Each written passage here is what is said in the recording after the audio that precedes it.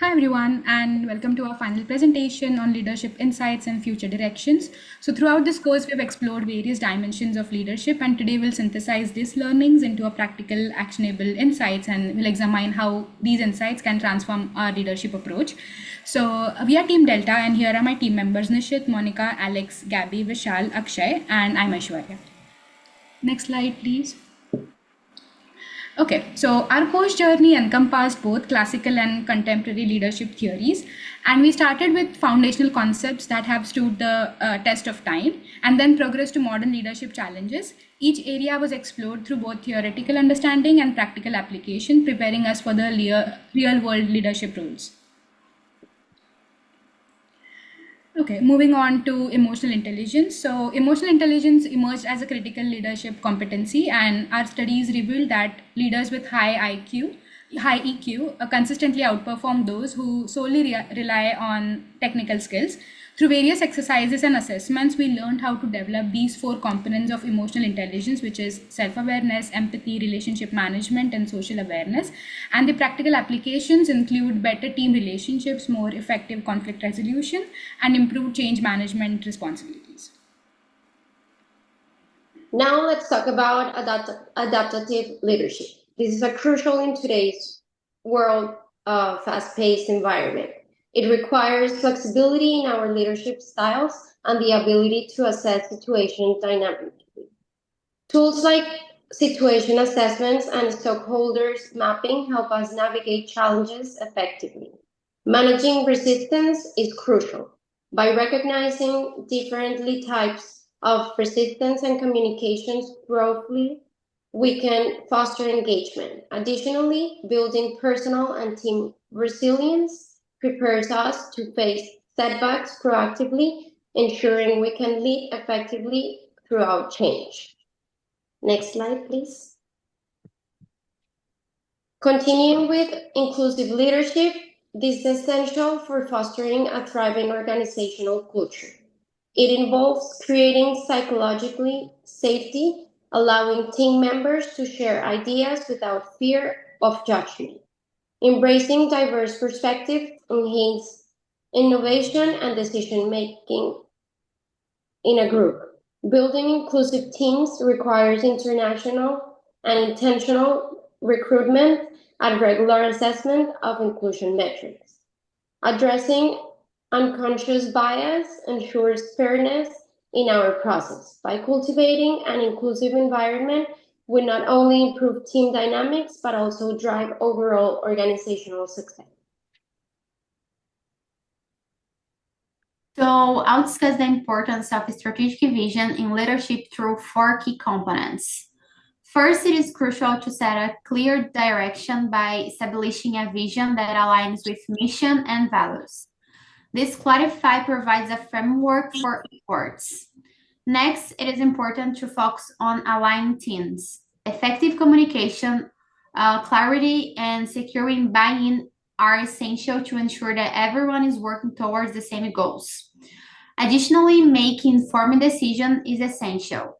By utilizing data analysis, gathering stakeholder input, and conducting risk assessments, leaders can make decisions that are well-grounded and strategic. Finally, it is important to balance the priorities. This involves managing the trade-offs between short-term objectives and long-term goals through resource allocation. Next slide, please. Now let's talk about some practical applications for implementing insights in the workplace. First, regular feedback sessions are essential. These include one-on-one meetings and 360-degree feedback, which foster open communication and support continuous improvement. Next, cross-functional project enhance collaboration. By forming diverse teams and setting clear goals, we can drive innovation and measure success effectively. Mentoring programs are also crucial. By matching mentors and employees, we can create structured opportunities for growth and development, tracking progress to ensure meaningful outcomes. Additionally, it is important to utilize decision frameworks. These tools help us analyze options, assess risks, and evaluate impacts, leading to more informed choices. Lastly, effective change protocols are necessary for managing transitions. This involves clear communication plans and monitoring success to ensure smooth implementation.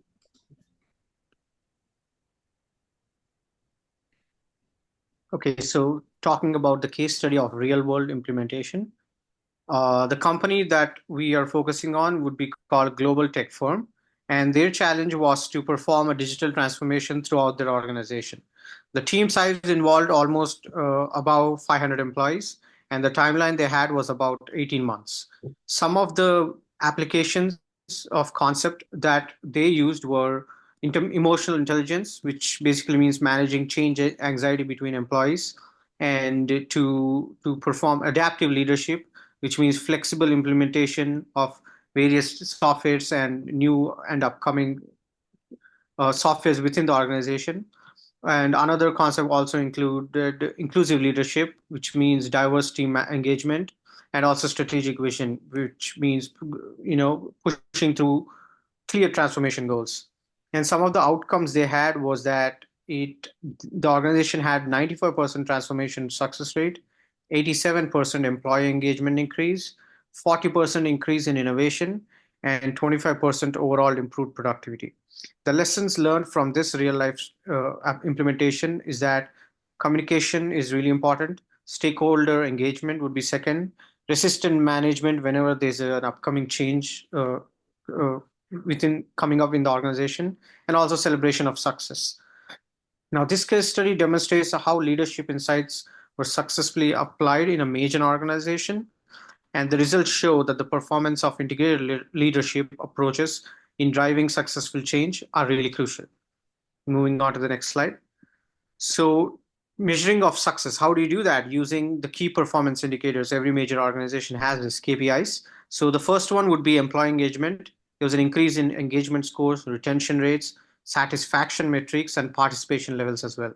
Now, team performance, huge increase in productivity metrics, innovation measures, collaboration indices, and quality indicators. Third one would be change adoption when it comes to implementation rates, usage metrics, resistance levels, and success markers. Fourth and last would be leadership effectiveness. There is a 360-degree huge feedback coming from every employee, and the goal achievements are also measured. Team feedback is given thoroughly to every employee, and the overall organizational impact is measured as well. So I want to conclude this slide by saying that measuring leadership effectiveness requires a comprehensive approach, and KPIs are the most provide a more quantitative and qualitative measures to assess leadership and the impact it provides. Okay, so as we look forward to the future of leadership development, we need to consider both our individual growth journey and our broader organizational impact. Let me walk you through this critical direction. On the individual level, we have identified 4 key areas for continuous development. First is our commitment to a continuous learning. This means conducting a regular skill gap analysis and setting a clear learning objective with a measurable milestone. Whether it's improving your emotional intelligence or strengthening your strategic thinking, each of us needs a personalized development plan. Technical and the soft skill development remain crucial in today's rapidly evolving workplace. We must constantly upgrade our capabilities, especially in areas like digital leadership and cross-cultural communication. Now, this is complemented by building a strong network strategies, actively participating in the professional associations and industry events and peer groups that challenge our thinking and expose us to the diverse perspectives. Moving to the next slide, looking at the organizational level, our focus shift to scaling the leadership excellence. This means building a robust leadership pipelines through a systematic talent identification and a development program. We are not just developing individual leaders, we are creating a leadership culture that permeates the entire organization. Our mentoring network play a crucial role here by establishing a structured monitoring program with a clear objectives and success metrics. We create a sustainable system for knowledge transfer and leadership development. Now, this is supported by a comprehensive development program, including training, circular, workshop series, and action learning initiatives. Remember, the individual growth and the organizational impact are two sides of the same coin. As you develop your leadership capabilities, you contribute to building a stronger leadership culture across the organization. Now, this symbolic relationship is what drives the sustainable leadership excellence. Next slide. Thank you, Nish. And apologies for the background. I hope my noise canceling is on. So let's take a look at the challenges and opportunities based on the best practices that we reviewed. So the four core pillars that we have here are all sort of overdriven by one component, which is adaptability that we talked a lot during this course. So number one, remote leadership. Now that requires like organizations around the world to be able to work virtually and know how to navigate that as offices are more and more remote and people working in between and off offices. Generational leadership allows to navigate multi-generation teams and align those values by adapting the communication style, which can be between cultures or leadership styles between manager and employees, for example. Number third, technology impact. With the rise of technology such as AI and the drive of digital transformation, that also requires like the workforce to be very agile and adaptable to react to those technologies and know how to leverage leadership as we navigate that transformation. And lastly, global complexity by embracing cultural diversity, managing geographic dispersion, and adapt locally, as we all know well. Next slide, please. So what could be the type of like actions that we can take at very different levels, all the way from an employee to the organizational level?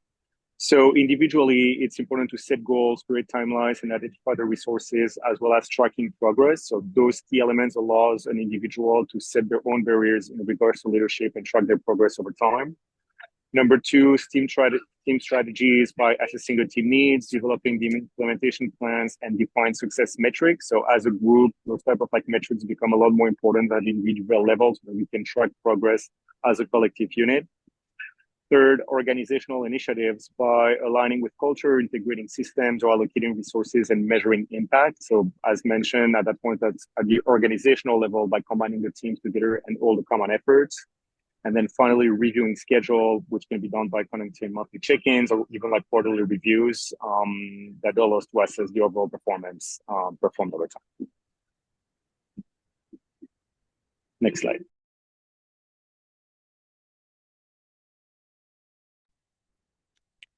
As we near the conclusion of our presentation, I do like to emphasize the importance of continued growth and development in your leadership journey. On slide 14, you'll see we are curated essential resources to support our ongoing development. Firstly, I strongly recommend diving into key readings like, Good to Great by Jim Collins and Emotional Intelligence by Daniel Goleman. This cornerstone works will deepen your understanding of the principles we have discussed. Industry publications like Harvard Business Review and MIT Sloan Management Review will keep you current with emerging leadership trends. Consider joining professional associations such as the International Leadership Association or your industry-specific leadership groups. These organizations offer invaluable networking opportunities and access to cutting-edge research and best practices. Moving to our final slide, I want to emphasize that leadership excellence isn't a destination, it's a continuous journey. The insights we have gained in this course are just the beginning. Your success as a leader will depend on how you apply these learnings in real world situations.